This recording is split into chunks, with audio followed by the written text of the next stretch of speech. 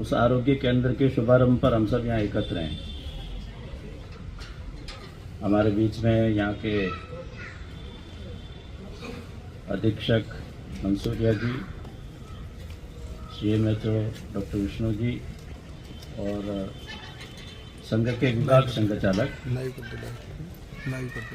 अन्य उपस्थित समस्त वरिष्ठ जन, सामाजिक राजनीतिक क्षेत्र के कार्यकर्ता, जनप्रतिनिधि व माता भगिनी, तो ज़्यादा चिकित्सा से जुड़े हुए लोग इस कार्यक्रम में लग रहे हैं और चिकित्सक जो होता है उसके समय की बहुत कीमत होती है, इसलिए चिकित्सकों को ज़्यादा भाषण नहीं सुनाना चाहिए। यदि ये कार्यक्रम रखा है तो कम से कम घंटे भर में पहले तो कोई कार्यक्रम संपन्न होता नहीं है, तो उतने समय तक अपना ये कार्यक्रम पूरा ही रहने वाला है। ये जो भवन है मधुकर, ये एक ट्रस्ट के द्वारा संचालित है। मधुकर ट्रस्ट कहलाता संघ कार्यालय है, लेकिन ये संघ का नहीं होता, कोई एक ट्रस्ट स्वयंसेवकों के द्वारा, समाज के द्वारा संचालित होता है।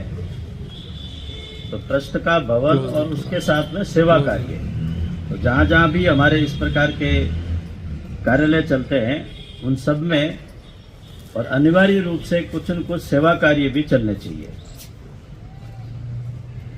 सेवा कार्य के कई प्रकार हो सकते हैं, तो कुछ ऐसे कार्य होते हैं जो स्थायी प्रकल्प के रूप में, जैसा आज जिसका एक शुभारंभ हुआ है, कुछ अस्थायी चलते हैं, जैसे चिकित्सा जांच केंद्र चला दिया, कोई स्थापित किया, शिविर लगाया, रक्तदान के लिए कोई शिविर लगाया और अन्य सेवा संस्थाओं के साथ में मिलकर के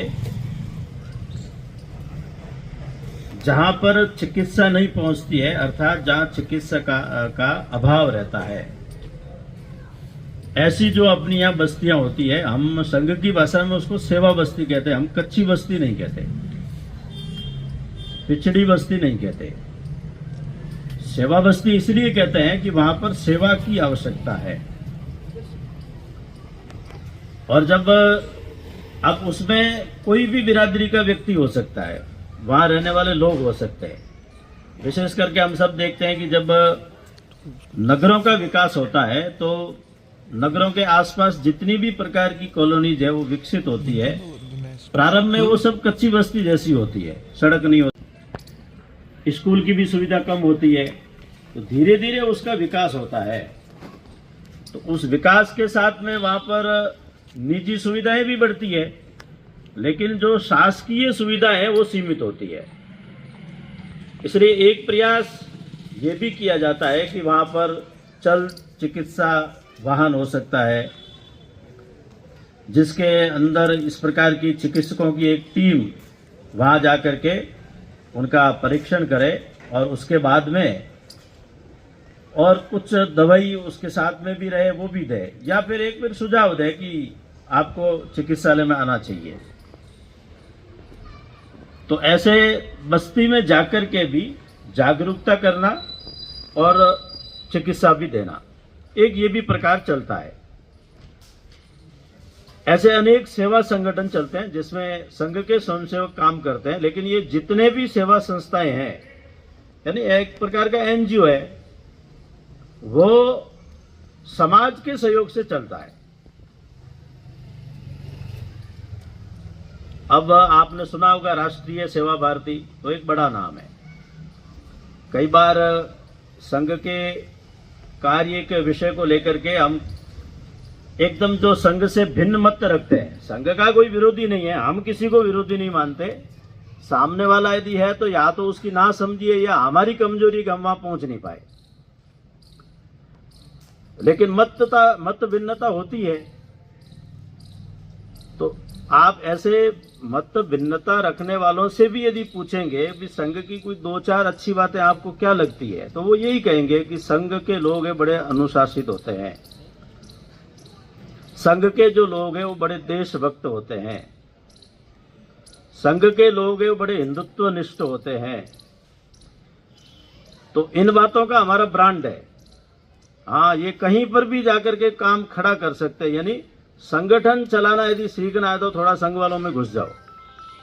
स्वयंसेवक संघ के स्वयंसेवक भिन्न भिन्न सेवा संगठनों के माध्यम से निरंतर समाज में सक्रिय रहे। और एक हमारा अम्ब्रेला ऑर्गेनाइजेशन जिसको कह सकते हैं वो है राष्ट्रीय सेवा भारती।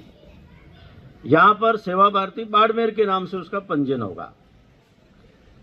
जैसे मधुकर ट्रस्ट उसमें हो गया, ऐसे ही बताया यहां पर एनएमओ नेशनल मेडिकोज ऑर्गेनाइजेशन, ये चिकित्सकों का है, आरोग्य भारती है, भारत विकास परिषद है, विश्व हिंदू परिषद है, कभी कभी विद्यार्थी परिषद भी सेवा प्रकल्प चलाता है।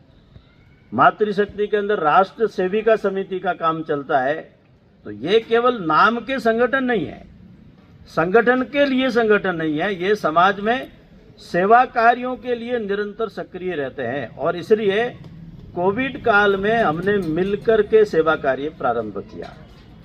नाम एक ही रखा, संघ का भी नाम नहीं था, क्योंकि हम नाम के लिए कुछ भी नहीं करते। नाम था सेवा भारती का। तो ये जब कोविड काल थोड़ा शांत हो गया तो देश के अंदर किन संस्थाओं ने उस संकट की घड़ी के अंदर और समाज का साथ दिया या सेवा कार्य किए, तो इंडिया टुडे ने एक स्वतंत्र सर्वे करवाया। उस स्वतंत्र सर्वे में उन्होंने नंबर 1 राष्ट्रीय सेवा भारती को रखा।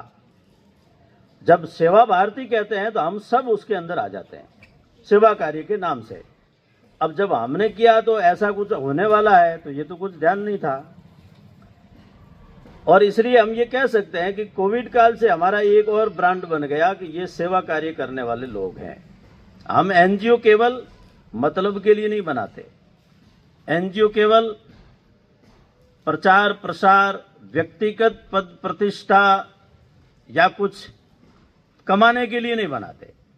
हमारे जितने भी संगठन है, एनजीओ है, वो सब समाज के अंदर सेवा कार्य करते हैं और वैसी उनकी उस दृष्टि से एक प्रतिष्ठा भी है। अब हम इतना करते हैं तो समाज देता है। समाज क्यों देता है? तो देता है इसलिए है कि उनको विश्वास है कि यहां जो देंगे वो पाई पाई का हिसाब रहेगा, उसका पूर्णतया सदुपयोग होगा। हमारे यहाँ के माननीय संघ चालक रहे पुखराज जी गुप्ता, मैं भी यहाँ, मेरा बताया कि मैं भी लंबे समय रहा हूँ। लंबे समय रहा नहीं तो भी मैं पिछले 30-35 साल से बाड़मेर को जानता हूँ। तो ऐसे ही पूरे देश भर में अनेक आपदाएं विपदाएं, कभी बाढ़, कहीं भूकंप, जहां कहीं भी आता था तो पूरे देश भर में एक संग्रह होता था और संग्रह होकर के वो राशि हम बाहर भेजते थे। यानी जहां पर भी होता था तो उस समय सेवा भारती वगैरह का गठन नहीं हुआ, उससे पहले ही करते आ रहे हैं। सेवा भारती तो डॉक्टर हेडगेवार जो संघ के संस्थापक थे, उनके शताब्दी वर्ष में हमने 89-90 के अंदर प्रारंभ किया। सेवा क्षेत्र के अंदर काम शुरू हुआ हमारा, जो एक व्यवस्थित तरीके से तंत्र के साथ में शुरू किया, मैकेनिज्म। लेकिन जब वो उस समय सारे जो ये सेवा कार्य उस काल के प्रारंभ हुए, तो इसका मतलब ये नहीं था कि उससे पहले हम सेवा कार्य नहीं करते थे, तो उससे पहले भी करते थे। और कोविड काल में जब बड़ा ये सेवा कार्य का एक सहभाग जब बढ़ा, तो एक विचार हमको करना चाहिए कि समाज में ऐसी कितनी संस्थाएं हैं जो करती है, समाज उनको देता भी है। मैं जनजाति क्षेत्र को बहुत अच्छे से जानता हूं, मेरा उदयपुर, डूंगरपुर, बांसवाड़ा, तो ट्राइबल के अंदर खूब प्रवास होता है। आप देखेंगे कि जब अपने यहाँ पर अंग्रेजों की सत्ता आई थी, 1857 का स्वातंत्र्य समर आप पढ़ लेना, उसके अंदर ये वर्णन आता है कि अंग्रेजों ने सेना के बड़े बड़े पदों पर अनेक पादरियों को बिठाया। तो सेना से लेकर के समाज के निर्धन तबके तक उन्होंने धर्मांतरण का काम किया। किसी के उसकी मजबूरी का फायदा उठाने के लिए नहीं करते। ये भारत की कभी परंपरा नहीं रही। ठीक है, हमारे यहाँ पर विषमता है, हम उसको स्वीकार करते हैं। समरसता का अभाव है, वो भी हमारी एक कमजोरी है। लेकिन इनको दूर कौन करेगा? तो दूर भारतीय परंपराओं से ही होगा। विदेशी तौर तरीके और तंत्रों से बाहर से आए हुए लोग केवल अपने कुछ हेतु उद्देश्यों को प्राप्त करने के लिए सब करते हैं। ये समाज को समझना चाहिए। और इसलिए जो सेवा की जाती है उसमें सेवा का भाव होता है क्या? उसमें कुछ संवेदना है क्या? वो कब जगती है? जब अपनापन जगता है। क्यों करना है? क्योंकि ये हमारा अपना है। अपने यहां पर एक बहुत बड़ा दर्शन बोला जाता है जिसको कहते हैं एकात्म मानव दर्शन, पंडित दीनदयाल उपाध्याय। आज की राजनीतिक भाषा में उसको कहते हैं अंत्योदय, यानी अंतिम व्यक्ति का उदय। हम बात तो बड़ी करते हैं, 2047 के भारत का लक्ष्य भी सामने आ गया, समृद्ध भारत, सशक्त भारत, ज्ञानवान भारत, समरस भारत। लेकिन वो कैसे होगा? जब तक अंतिम व्यक्ति का कल्याण नहीं होगा, उसको घर नहीं होगा, उसको 2 समय का भोजन नहीं होगा, उसको एक सामान्य शिक्षा नहीं होगी, चिकित्सा नहीं होगी, सामान्य सुविधा नहीं होगी, तब तक ऐसा भारत बन नहीं सकता। ठीक है, चंद लोग बड़े हो जाएंगे, लेकिन पूरा समाज हो सकता है क्या? तो ये कैसे बने? ये संवेदना समाज के श्रीमंत वर्ग में जगनी चाहिए, जो भगवान ने जिनको थोड़ा अधिक दिया है, जो सक्षम है, वो भले पुण्य के नाम पर भी करे, दान के नाम पर भी करे, लेकिन कुछ न कुछ उनको समाज के लिए करने के लिए आगे आना पड़ेगा। और वो तब भाव जगेगा जब कहेंगे ये हमारा अपना है। और इसलिए जब हम बोलते हैं भारत माता की जय, तो भारत माता यदि मानते हैं तो सब तो सहोदर जैसे ही हुए। फिर ये भेद सारे त्याग करके ऊपर उठना चाहिए, एक दूसरे को साथ देना चाहिए। ये करने के लिए आज आवश्यकता है कि एक बड़ा जब मन बनेगा, अपनापन, अपनत्व का भाव जगेगा, तब हम किसी के सुख दुख के साथी बनेंगे और उसके साथ में जाकर के खड़े होंगे। जब ये अपनापन नहीं होता है तो ठीक है, मुझे कुछ न कुछ करना है तो आदमी खड़ा होकर के कभी कपड़े बांट देता है, कभी भोजन का लंगर लगा देता है। किसने किया, कितने लोगों ने किया, उनकी जरूरत थी, आवश्यकता थी कि नहीं थी, उसका कितना सदुपयोग हुआ या दुरुपयोग हुआ। आजकल जितनी भी, अब कोविड काल का हमारा अनुभव है, क्योंकि जैसे ही प्रारंभ हुआ तो बहुत लोगों में उत्साह था, हम भी करेंगे, हम भी करेंगे। लेकिन 2-4 दिन के बाद में सब थक गए। सारा सामान ला करके कहाँ देते थे? संघ के कार्यकर्ताओं। भाई हमारे पास लोग नहीं है, हमारे पास कार्यकर्ता नहीं, कार्यकर्ता आपके पास है, बाकी हम आपको देंगे। आप यहाँ पर भी चलने वाले अनेक जो संस्थाएं हैं, आप उनके पास में भी जाकर के यदि देखेंगे तो वो भी सेवा कार्य तो करती है, लेकिन क्यों करते हैं? कुछ न कुछ दान पुण्य करना होता है, इसलिए वो देखते हैं। मकर संक्रांति का दिन देखते हैं, एकादशी का दिन देखते हैं, वो चाहे गाय को चारा देने से लेकर के भोजन, वस्त्र इत्यादि जो भी देना हो, ये सारा करते हैं। लेकिन हमारा जितना भी तंत्र है और जो सेवा क्षेत्र में स्वयंसेवक समाज के सहयोग से जो काम करते हैं, जिसमें जो आप में से स्वयंसेवक नहीं है उन सबका भी सहयोग भी रहता है, आशीर्वाद भी रहता है, तो वो केवल मांगने वाले खड़े नहीं करते। हमारे सेवा में संस्कार भी है और स्वावलंबन भी है कि किसी को, व्यक्ति का आप यदि एक बार सहयोग करते हैं तो वो पैरों पे खड़ा होना चाहिए और धीरे धीरे सेवा लेते लेते और वो स्वयं दूसरों की सेवा के लायक बन जाए, ये एक बड़ा भाव होना चाहिए। ट्राइबल में हमारा एक संगठन चलता है, वनवासी कल्याण आश्रम। अब बहुत पहले से चलता था। अपने यहाँ पर एक सामान्य परिभाषा है, जो नगर में रहते हैं वो नगरवासी, गांव में रहते हैं ग्रामवासी, वन में रहते हैं वो वनवासी। आजकल वहां नए अवतार कुछ खड़े हुए हैं, जिनको लगता है कि नहीं, हम आदिवासियों को ये वनवासी बनाना चाहते हैं। बनाना क्या चाहते हैं? वन में रहते हो इसलिए वनवासी कहा है। तो एक संगठन का नाम ही वनवासी कल्याण आश्रम है, केवल जनजाति के लिए काम करता है, ट्राइबल के लिए। तो काम करते करते एक योजना बनी कि हम इन्हीं के लिए करते हैं। तो पिछले 50 सालों से आप जाकर के स्वतंत्र वहां अध्ययन कर लो, रिसर्च कर लो। यदि किसी को भी मेरी बात पर विश्वास नहीं हो तो आप पाओगे कि आज जितने ही लोग खड़े होकर के लोभ से, लालच से या इस प्रकार की गलत भाषा बोलते हैं, उनको खड़े करने में कहीं न कहीं हमारा योगदान है, यानी योग्य बनाने में। आज वो ज्यादा योग्य हो गए, इसलिए वो भूल गए सारी बातें कि हम किस परिस्थिति में थे जब हम लोगों ने ये कार्य उस समय वहां प्रारंभ किए थे। तो कल्याण आश्रम ने जब वहां काम शुरू किया था, तो बाद में एक बात ध्यान में आई कि जिनके लिए हम स्कूल चलाते, जिनके बच्चे जनजाति के या आदिवासी जो भी कह दो, उनके बच्चों के लिए हम ये सारा चलाते हैं, तो इनको भी ये लगना चाहिए कि हम फ्री में नहीं ले रहे हैं। तो क्या किया जाए? तो एक ऐसी वन बंधु करके एक योजना चलाई और उनसे आग्रह किया कि भाई आप भी कुछ दीजिए। तो ये है ना, आश्चर्य मत करना और गलत नहीं मानना, 1-1 रुपये से शुरू किया। किसी ने कहा मैं तो 1 रुपया भी दे दे, 1 रुपया दो, 2 दे सकते, 2 रुपये दो। वो करते करते भी लाखों में जाना शुरू हो गया। तो उनको क्या लगता है कि नहीं, फ्री में नहीं। अब हमारे यहां क्या कि फ्री की मानसिकता बन गई। वो बनने के बाद में कोई भी एनजीओ जब जाता है तो वो बस्ती में क्या लगता है कि क्या बांटने के लिए आए। और फ्री के पीछे सबसे बड़ा कारण क्या होता है? ये सरकार के आदमी होंगे। इसलिए राजनीतिक पार्टी के लोगों को वहां जाकर के जब वो काम करते हैं तब सीधा सीधा ये लगता है कि जरूर बांटना है, वो किसी भी पार्टी के हो। तो फिर क्या लगता है, तुम्हारा क्या जाता है, तुमको भी किसी ने दिया है। उनको लगता है ये सरकार के आदमी और सरकार ने इनको भेजा है, तो सरकार का पैसा है, इसलिए सरकार का पैसा हमको मिलना ही चाहिए। लेकिन हम जब सेवा कार्य करते हैं, हमारा जब उन बस्तियों के अंदर जाना होता है, तो ये शिक्षा का केंद्र है, संस्कार का केंद्र है, कुछ स्वावलंबन की छोटी छोटी बातें हैं, इन सब बातों को भी हम जोड़ते हैं, आरोग्य की बातें भी जोड़ते हैं। और इसलिए उसी कड़ी के अंदर जो मैंने कहा ना कि उस कोविड काल के अंदर पूरे देश भर में सर्वाधिक सेवा कार्य करने वाले वो सब हमारी सेवा संस्थाएं थी। और वो एक हमने बहुत अच्छा पूरे समाज में संदेश दिया।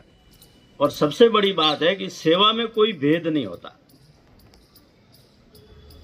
नर सेवा नारायण सेवा जैसा बताया गया है, इसमें कोई भेद नहीं होता। ये भारत का दृष्टिकोण है, ये भारत का विचार है। और उससे आगे कहा है कि मन वाचा कर्म से, मनसा वाचा कर्मणा, तब सेवा होती है। मन से, वचन से और कर्म से। केवल भाषण नहीं होता, केवल धन से सेवा नहीं होता। सेवा के लिए समय निकालना पड़ता है, सेवा में प्रत्यक्ष जाकर के करना पड़ता है। उसी को स्वामी विवेकानंद जी ने दरिद्र नारायण कहा था। विवेकानंद जी के बारे में हमने खूब सुना, हम सब जानते हैं। जब शिकागो के विश्व धर्म सम्मेलन के अंदर अपने भाषण के कारण से जब उन्होंने प्रसिद्धि प्राप्त की, तो एक प्रकार से विश्व विजेता बन गए। भारत का, हिंदुत्व का जो भी हम दर्शन कहते हैं, उन्होंने दुनिया के सामने बहुत सटीक शब्दों में रखा। तो वो एक अंग्रेज महिला के यहाँ निवास था उनका, वहां पर उनको कोई निमंत्रण नहीं था, लेकिन वो गए। वो बोलते थे कि मेरे ठाकुर का आदेश है, यानी उनके गुरु महाराज जो रामकृष्ण परमहंस हुए थे वो चले गए थे, लेकिन उनका आदेश है इसलिए मैं वहां जा रहा हूं। बिना निमंत्रण के उनको वहां गए, प्रवेश भी मिला, उनके भाषण वगैरह हुआ, एक लंबी कहानी, वो सब जानते हैं। लेकिन एक सबसे बड़ी बात है कि जिस अंग्रेज महिला के यहाँ उनका आवास था, तो अचानक एक दिन कमरे में सुबकने की आवाज आ रही, जैसे कोई रो रहा है। तो उस महिला ने दरवाजा खटखटाया, स्वामी स्वामी तुम्हें क्या हो गया? तो स्वामी जी ने दरवाजा खोला, तो उसने देखा कि वो स्वामी जी वो गद्दे पर नहीं सो करके नीचे चटाई बिछा करके सोते हैं। उनको पूछा क्या हुआ, तुम रो क्यों रहे हो? तो नहीं ऐसा कुछ भी नहीं है। फिर भी बताइए क्या हुआ? बस मुझे मेरे देश की याद आ गई। अंग्रेज उस समय निश्चित रूप से हमसे तो अमेरिका विकसित ही था, हम उसको स्वीकार करते हैं। हमसे ज्यादा टेक्नोलॉजी वहां विकसित हो चुकी थी, विज्ञान भी ज्यादा विकसित हो चुका था। तो उन्होंने कहा कि मैं इस प्रकार की यहाँ सुख सुविधाओं का भोग कर रहा हूं, लेकिन मेरे देश के अंदर आज भी लाखों लोग हैं जिनको एक समय का भोजन नहीं मिलता, शिक्षा नहीं है, चिकित्सा नहीं है। उस समय इस प्रकार की महामारियां फैलती थी, आप याद करो, प्लेग जैसी, हजारों लोग मर जाते थे, लेकिन अंग्रेज कभी भी उनके लिए चिकित्सा की व्यवस्था नहीं देते थे, जबकि उनके पास साधन थे। तो उन्होंने कहा मुझे मेरे देश की याद आ गई, मेरे देश के उन दरिद्र नारायण की याद आ गई। और उन्होंने वहां बैठे बैठे, देखिए उनके भाषण होते थे तो उस समय टिकट होता था, एक कंपनी के साथ में उनका एग्रीमेंट हुआ और उसका जो पैसा आता था वो उन्होंने भारत भेजना प्रारंभ किया। वैसे ही एक प्रसंग आ गया, इसलिए मैंने जाकर भी देखा था। खेतड़ी के अंदर, खेतड़ी के जो महाराजा अजीत सिंह जी थे, यानी विवेकानंद जी को विवेकानंद बनाने में राजस्थान का बड़ा योगदान है। एक उनकी पगड़ी महाराजा अजीत सिंह जी की दी हुई है और दूसरा नाम भी महाराजा अजीत सिंह जी का दिया हुआ है। और उनको शिप से टिकट कराकर वहां तक भेजने के लिए भी उन्होंने व्यवस्था की। तो स्वामी विवेकानंद जब अमेरिका के अंदर थे उस समय उनके गुरु भाई थे अखंडानंद जी। आप में से जो जानते हैं उन संशोधकों के लिए केवल जानकारी की संघ के दूसरे सरसंघ चालक श्री गुरु जी हुए, उनके गुरु अखंडानंद जी थे। अखंडानंद जी और विवेकानंद जी गुरु भाई थे। तो विवेकानंद जी जब वहां थे तो अखंडानंद जी खेतड़ी में थे और उन्होंने पहला सेवा कार्य अनऑफिशियल जिसको कह सकते हैं वो ऑफलाइन वहां खेतड़ी के अंदर प्रारंभ किया। और खेतड़ी के महाराजा ने उस समय अपनी मंत्री परिषद का प्रस्ताव पारित करके उनको धन्यवाद पत्र भेजा अमेरिका के अंदर, जो उन्होंने और एक भारत और हिंदू की छवि बनाने का जो विश्व धर्म सम्मेलन के अंदर और उनके भाषण हुए थे। लेकिन वो विवेकानंद जी की कहानी मैंने इसलिए जोड़ी कि वो इतने दूर बैठे हुए भी ये महसूस करते थे। और बाद में जब वो भारत आए, रामकृष्ण मिशन की स्थापना हुई और उन्होंने भी एक सेवा कार्य शुरू किए, तब पूरे समाज को एक संदेश दिया कि ये दरिद्र नारायण है, यानी लोग जिसको मनुष्य कहते हैं मैं उसको भगवान मानता हूं। तो दरिद्र नारायण की सेवा, जहां अभाव है, जहां कमी है।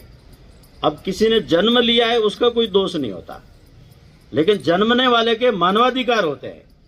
लेकिन ये मानवाधिकार के नाम पर झंडा उठा करके चलने वालों ने, इन्होंने मानवाधिकारों को पैरों तले कुचला है। ये समाज को समझना चाहिए। केवल नारा दिया है, केवल प्रदर्शन किया है, लेकिन उनको पूछो आपने कितने लोगों का कल्याण किया है। और इसलिए मैं वो कह रहा था, कहानी बीच में रह गई कि जब कोविड काल के अंदर जनजाति क्षेत्र में हम लोग गए, एक भी मिशनरी वहां नहीं मिला, एक भी मिशनरी। ये सब छुपक गए, दुबक गए कोविड के भय से। जैसे ही कोविड शांत हुआ वापस टर्राते हुए आ गए। अब उनको कोई पूछे कि भाई जब तुम नहीं थे तब भी ये लोग जिंदा थे, अब तुम्हारे आने से क्या फर्क पड़ने वाला है, लेकिन वापस अपने उसी धंधे में लग गए वो। कल ही मेरे पास आया, डूंगरपुर में इतनी अवैध बड़ी एक चर्च बन रही है, अवैध जमीन दे दी पिछली बार की सरकार ने, अवैध बड़ा एक चर्च बन रहा है। जब ईसाई नहीं तो चर्च क्यों बनाते हो भाई? सेवा करने के लिए मंदिर बनाना जरूरी है क्या? सेवा करने के लिए चर्च बनाना जरूरी है क्या? सेवा करनी तो चिकित्सालय खोलो, सेवा करनी तो जाके कोई कैंप करो, साधन लेकर के जाओ, चल चिकित्सालय वाहन वहां पर पहुंच उसकी बढ़ानी चाहिए। तो इसलिए भारत का जो संस्कार है, भारत की जो जिसको डीएनए कहते हैं, भारत के जो रक्त गट है उसके अंदर गुण रक्त है, उसमें सेवा ये जन्म से रहता है, संवेदना रहती है। हमारे ऐसे संस्कार है, हमारी ऐसी परंपराएं हमारे महापुरुषों ने किया है, लेकिन हम भूलते जा रहे हैं। तो भूलते जा रहे हैं तो जो लोग इस प्रकार आज भी कच्ची बस्ती में जीते हैं, देखो समाज का एक बड़ा विकृत रूप भी है, आप उसको नाराज मत होना। उन बस्तियों से उठे हुए लोग भी बड़े बड़े पदों पर बैठ गए, लेकिन उन बस्तियों में नहीं जाते, वहां हम जाते हैं, फिर भी गाली हमको ही मिलती है। मजे की बात है, यानी आप जिन बस्तियों से उठ करके गए, आज भी वहां सड़क नहीं तो कौन दोषी है? आज भी वहां पर नालियां हैं वो कच्ची है, कौन दोषी है? क्यों वहां के बच्चे आज भी पढ़ने के लिए और सुख सुविधाएं नहीं है? क्यों वहां पर जो सरकारी स्कूल है उसके अध्यापक समय पर नहीं आते, कौन दोषी है? तो ये सब समाज है। इसलिए समाज में जो बड़े हो गए, क्योंकि अब वो तो रहा नहीं। पहले कुछ जातियों के बारे में आता था कि एक जाति ये ज्योति के लोग ही पढ़ते थे, इन्हीं को नौकरी मिलते थे, इन्हीं को ही पढ़ाने का अधिकार था। वो विकृतियां सब समाप्त हो गया। सब बहुत ज्यादा था भी नहीं, लेकिन जितना था वो भी नहीं। अब तो हर जाति में पढ़े लिखे लोग हैं, बड़े बड़े पदों पर बैठे हैं। तो उन सब बड़े लोगों को वो संवेदनशील मन है ना, वो बनाना पड़ेगा, बजाय हर चीज के अंदर देखने का एंगल हमारा राजनीतिक, इससे बाहर निकलना पड़ेगा। क्योंकि समाज में परिवर्तन है वो केवल सत्ता से नहीं होता, सत्ता सहायक होनी चाहिए। अब ठीक है, यहां पर संयोग है कि आज चिकित्सा विभाग के बड़े अधिकारी मंच पर है, अर्थात ये एक अनुकूलता है आपके लिए। यदि आप प्रकल्प चलाते हैं, चिकित्सालय चलाते हैं, कहीं कैंप करते हैं, जो टीम भेजेंगे, डॉक्टर से उपलब्ध कराएंगे। सरकार इतनी निःशुल्क दवाइयां देती है, वो एक्सपायरी हो जाती है। अनेक स्थानों पर रक्त है, वो ब्लड बैंक एक्सपायर होने पर बाहर फेंकता है। तो समाज में जागरूकता है, समाज देना चाहता है, लेकिन साधन बढ़ाने पड़ेंगे, तंत्र को सक्रिय करना पड़ेगा। तंत्र यदि सक्रिय रहता है तो जिसके लिए जो योजना बनी है, जो नीति बनी है शासन की, उस अंतिम व्यक्ति तक वो पहुंचेगी। उसी का नाम अंत्योदय है। वो आज हमको लाना पड़ेगा। इसलिए एक दूसरा जो सबसे बड़ा पार्ट है वो जागृति का है। हमने सेवा भारती से आग्रह किया, विद्यार्थी परिषद को भी कहा कई बार कि जैसा आपका विषय है वैसे समाज में जाइए। भारत विकास परिषद है तो एक प्रकार से वो एलिट क्लास में चलता है, लेकिन वहां सब देने वाले लोग होते हैं, करने वाले लोग होते हैं। तो वहां पर जाकर के हमको इस रूप में थोड़ी जागृति पैदा करनी पड़ेगी। अब हमारी जो ग्रामीण क्षेत्र है या कच्ची बस्ती, जिसको हम सेवा बस्ती कहते हैं, जहां शिक्षा का अभाव है, वहां पर जो मातृशक्ति है उनकी चिकित्सा के लिए कोई साधन ही नहीं रहता। कितने कष्टों में जीते हैं वो। तो हमारे पास इतना महिला चिकित्सकों का एक सेटअप रहता है, क्यों नहीं एक दिन का कैंप करके और उनकी चिकित्सा की जाए, प्राथमिक उपचार किया जाए। लेकिन कोई जाता नहीं। इसलिए एनजीओ जो कहलाते हैं, सेवा संगठन कहलाते हैं, केवल हमारे ही विचार परिवार के नहीं कह रहा हूं मैं, जिसको हम संघ में विविध संगठन कहते हैं। समाज में जितनी भी सेवा संस्थाएं हैं एनजीओ के रूप में चलती है, उन सबको भी शासन की योजनाओं को समाज के बीच में रखना चाहिए। जैसे मैंने एक स्वावलंबन की बात कही, तो स्वावलंबन के बारे में हम जब बात करेंगे तो स्वरोजगार ये जगना चाहिए। अब इसको लेकर के हमारी स्वदेशी की एक बड़ी मुहिम चल रही है, अनेक संगठन मिलकर के कर रहे हैं। तो केवल सरकारी नौकरी पर कितने भागते रहोगे? 3% सरकारी नौकरी है, बाकी क्या करेंगे? 97%। तो हमारा अपना एक परंपरागत कोई कार्य है, व्यवसाय है, उसमें कुशलता निर्माण करना और नौकरी देने वाले बनना। केवल नौकरी मांगने वाले बनेंगे तो उससे काम नहीं चलने वाला है, और सरकार की नौकरियों से पूर्ति होने वाली नहीं है। तो स्वावलंबन के लिए कितने प्रयोग हो सकते हैं?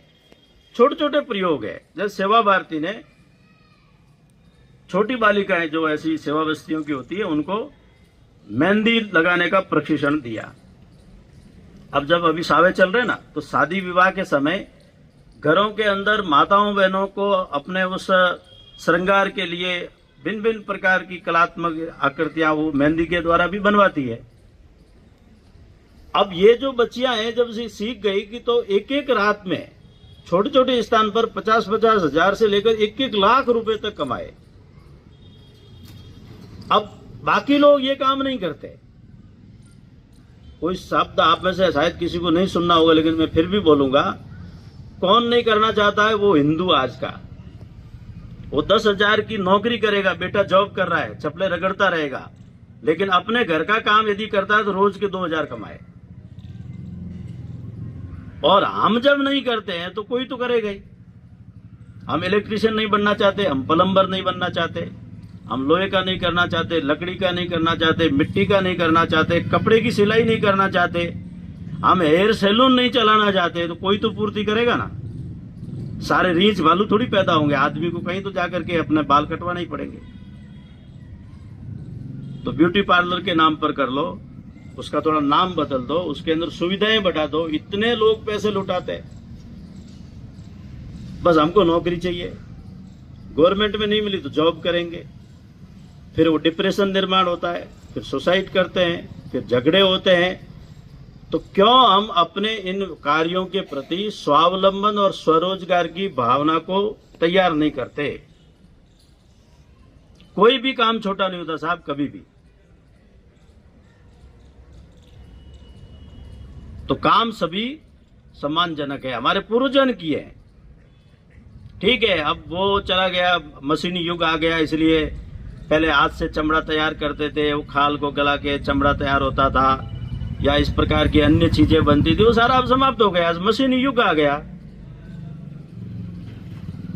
आज कोई भी जूता बेच सकता है, तो वो कोई विषय ही नहीं है। लेकिन फिर भी कुछ जो है स्थानीय उद्योग हो सकते हैं, ग्राम के कुछ कुटीर उद्योग हो सकते हैं, क्योंकि आज इन सब चीजों का वापस युग आ रहा है।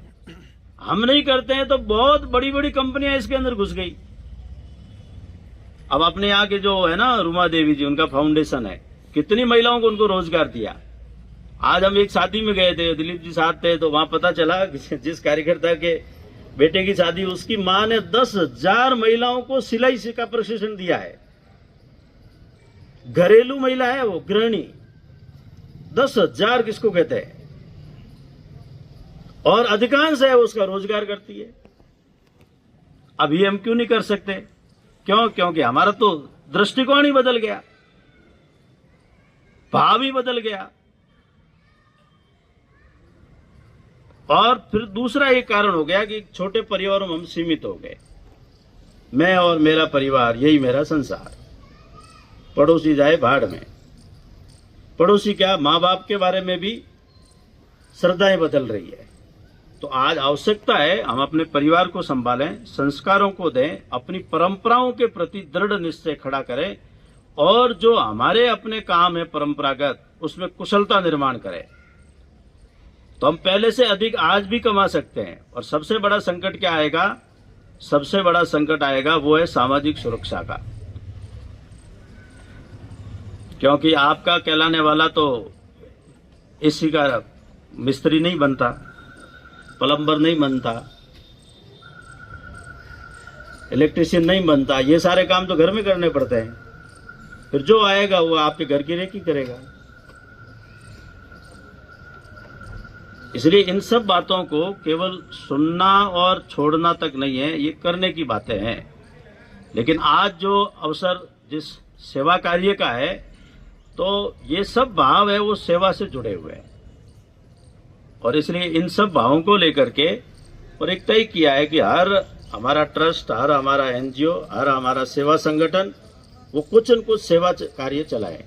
और वास्तव में जो जरूरतमंद है, जहां अभाव है, जहां आवश्यकता है, वहां पर सेवा होने का अधिक लाभ है।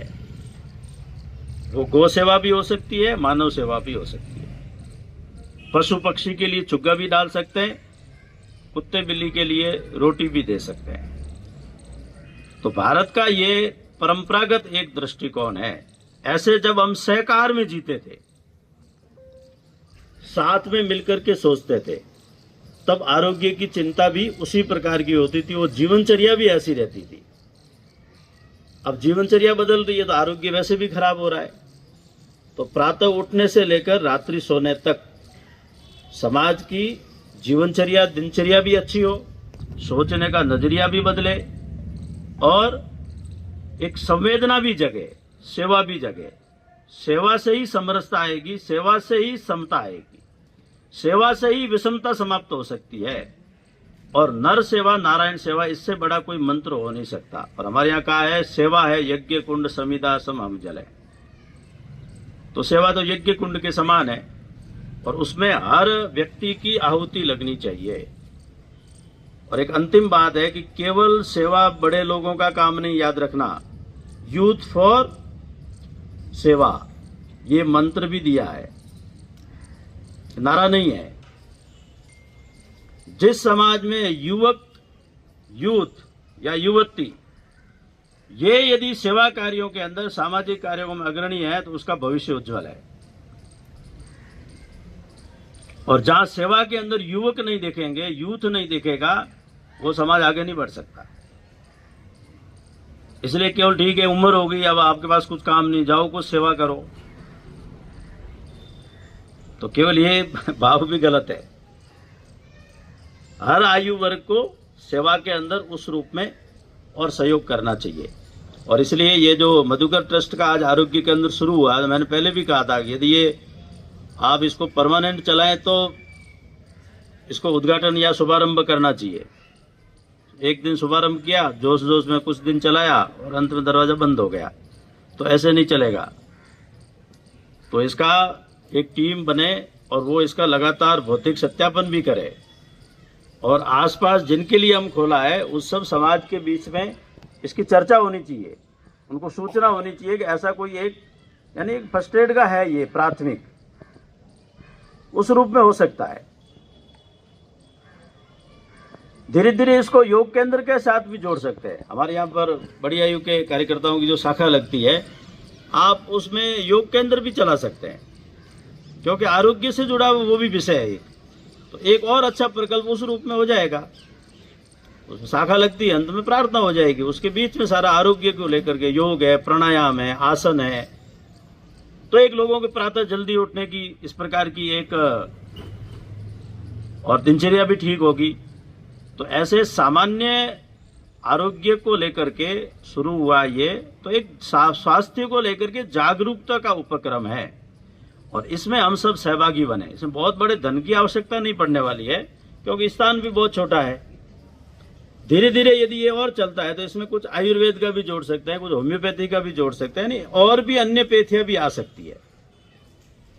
और आरोग्य भारती का जहां तक नाम है, तो आरोग्य भारती केवल आयुर्वेद के वैद्यों का संगठन नहीं है, आरोग्य भारती आरोग्य का संगठन है। इसलिए कोई भी जो चिकित्सा व्यवसाय से नहीं भी जुड़ा हुआ है, वो भी आरोग्य भारती के अंदर कार्यकर्ता बन सकता है। कुल मिला के समाज का आरोग्य ठीक करना, जन जागरण के द्वारा, करपत्र छपवा करके, सीजनल मौसम के अंदर हमको क्या खाना चाहिए, क्या नहीं खाना चाहिए, इन छोटी छोटी बातों से व्यक्ति स्वयं अपना स्वास्थ्य ठीक रख सकता है। इसके लिए आरोग्य भारती है। बाकी सारे है ही, एलोपैथी के यहाँ चिकित्सक है, एनएमओ का काम भी है, और जो एक हमने शुरू भी किया है। तो निरंतर हम सबका इसमें सहभाग भी रहे, और अपने मन में भी रहे कि केवल इस केंद्र के द्वारा नहीं, लेकिन हम जिस बस्ती में रहते हैं, जिस मोहल्ले में रहते हैं, वहां पर भी हमारे द्वारा कुछ भी हो। अपना एक संगठन है सक्षम, वो दिव्यांगों के लिए है। तो सकलांग जो है वो विकलांग के लिए काम करे, यानी जिसके सारे अंग सही है।